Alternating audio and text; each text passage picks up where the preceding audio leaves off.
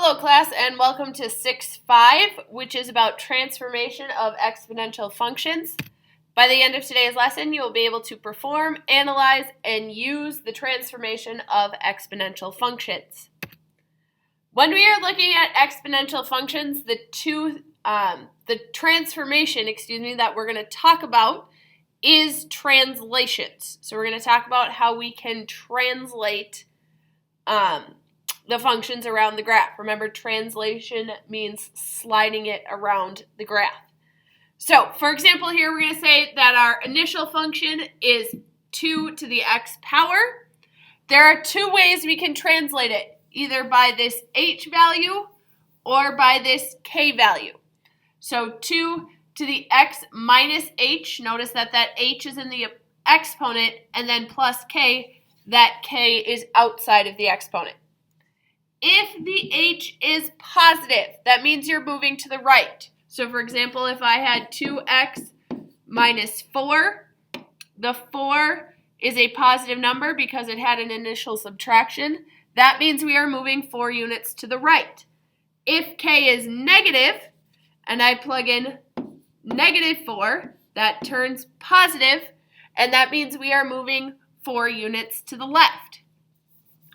If I had plus 4 outside of the exponent, that means we are going to be moving 4 units up.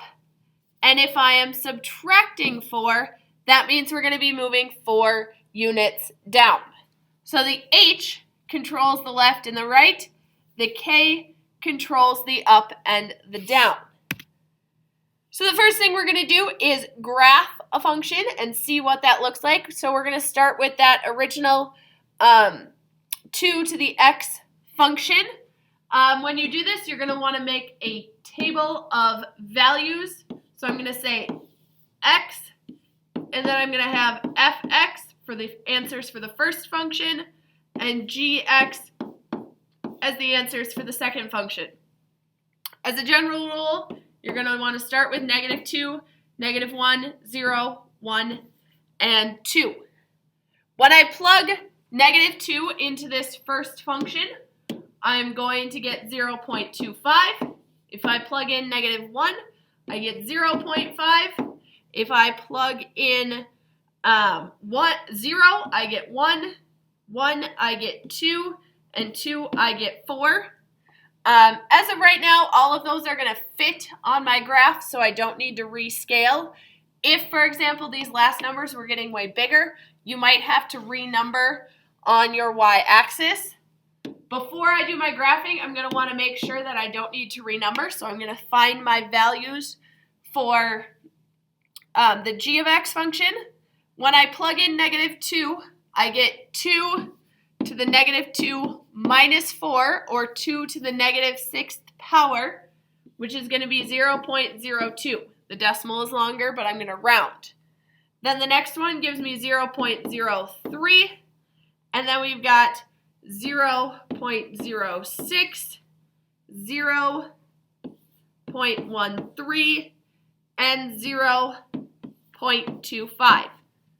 So far, if I graph my first function, I'm at -2, 2.5, -1, half, 0, 1, 1, 2, and 2, 4. So my initial function is going to roughly look like that. Then I'm going to come over and I'm going to start graphing my second function. So I've got -2 is at 0.2, -1 is at 0.3, 1 is at 0.6, 1 is at 0.13, 2 is at 0.25. Now that's not showing me much of a trend, so I'm going to go ahead and continue and say if I plug in 3, when I plug in 3, I'm going to get 0.5. So that's starting to go up a little bit. When I plug in 4, that's going to give me an answer of 1. When I plug in 5, that's going to give me an answer of 2. So if you notice, we've translated 4 to the right, and if I finish graphing my points here, I've gone over 1, 2, 3, 4. My next point has gone over 1, 2, 3, 4. You can see from all of these that I'm going over by 4. So we graphed our initial function, and then for the second one, I had to plug in some extra points to actually see the trend of that graph. You may or may not have to do that. Sometimes it'll be obvious with just those -2, -1, 0, 1, and 2. Other times you're going to have to actually test some more points to get the full curve of your graph. Go ahead and try this one on your own. When we do this, we have this initial function in red, and then that second function is in blue. I had to rescale my graph in order to fit all of these points. And notice, this time we are translating down by 5, so everything on this blue line is about 5 spaces below where it started. A little bit difficult to tell with the scaling, but that's roughly what happened. Next thing we're going to do is be able to identify translations based on just the equations. So if we're starting with 5 to the x power, and our new function is 5 to the x plus 3 minus 7, we've got 2 transformations going on here. We've got the exponent part, and we've got the minus 7 part. The plus 3 tells me that we are moving 3 units left, because remember, it initially starts as a subtraction, so in order to make it positive, it had to be a minus 3, which means you're going 3 to the left. That k usually starts as positive, so this is going to be 7 units down. So with these ones, it's just being able to pull out from the equation what is happening on the graph. Go ahead and try this one on your own. In this case, we are just moving 8 units to the right. Next thing we're going to do is we're going to talk about domain and range and how that can be affected by translations. So initially, we're going to just make a note here. The domain of this function, I can plug in anything for x, so this is all real numbers. And my range for this function, as you are doing a regular exponential function, if it has not been translated, your range, as we learned earlier, is going to be y is greater than 0. So you have that graph that has the tail and then trends upwards. That trend, that asymptote, is right around 0. Now we're going to talk about what happens as we shift the graph. So moving it 3 to the left, that took whatever graph I had and shifted it 3 spaces left. That doesn't change what we can put into the graph. So our domain is still all real numbers. It doesn't matter if you translate left, right, up, or down. Your domain is still going to be all real numbers. Doesn't matter where you put it on the graph, you can still plug in any x value. The range will be changed if there is a k value. So what this did, this -7, is it took our original graph and it moved it down 7 spaces from where it was at originally. If my asymptote was originally at 0 and our y's had to be up from 0, we've now moved our graph down, which means that asymptote, that range, has also moved down. So my range changed from y is greater than 0 to y is greater than -7 because we went down 7 spaces. If this -7 was not here, there would be no change in the range. We would still just have our asymptote right at 0. Go ahead and try this one on your own. The domain, both of them stay as all reals, and then since there is no k value here, the range for both of them is also that y stays greater than 0. Last thing we're going to look at is a little bit more detailed comparison between an original function and a translation of that function. So in this comparison, we're going to be looking at three different parts. We're going to be looking at the difference in their y-intercepts. We're going to be looking at the differences in their asymptote. And then we are going to be looking at the differences in their range.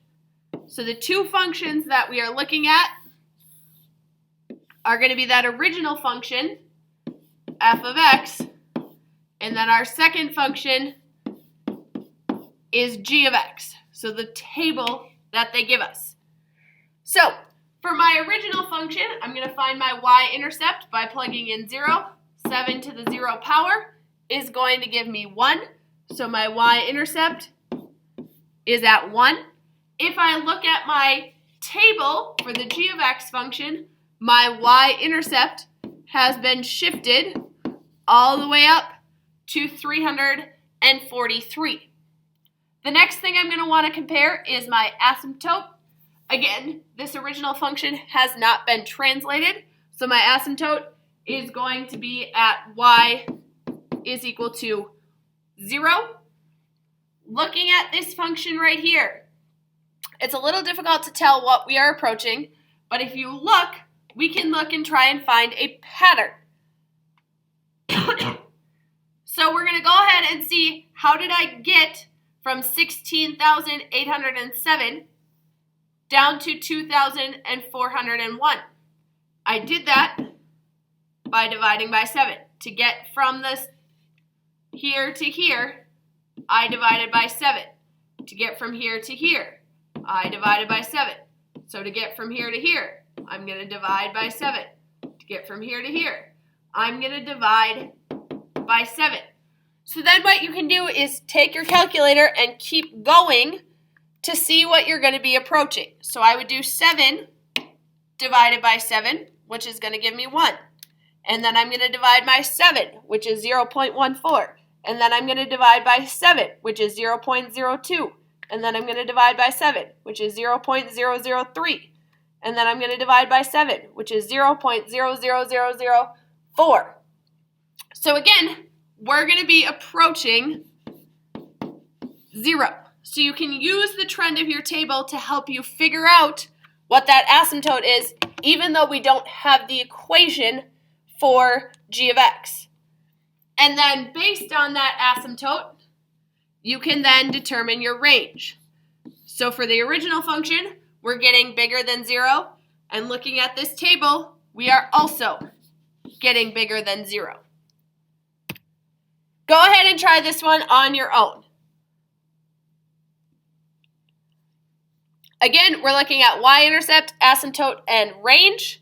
Our original function, we have 0, 1, asymptote at 0, range is at 0.